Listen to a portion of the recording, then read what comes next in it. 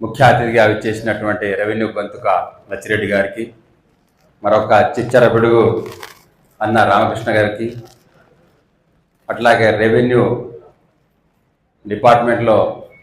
లచ్చన్నకు తోడుగా మొదటి నుండి ఉంటూ మరి తెలంగాణ తహసీల్దార్స్ అసోసియేషన్కి అధ్యక్షులుగా ఉన్నటువంటి అన్న రాములు గారికి, జనరల్ సెక్రటరీ అన్న పాకా రమేష్ గారికి, ఇక్కడికి అతిథులుగా విచ్చేసినటువంటి స్థానిక ఇద్దరు ఆర్డీఓలు అన్న నరసింహరావు గారికి, అన్న మంగిలాల్ గారికి, ఇతర తహసీల్దార్స్కి, స్థానిక మరి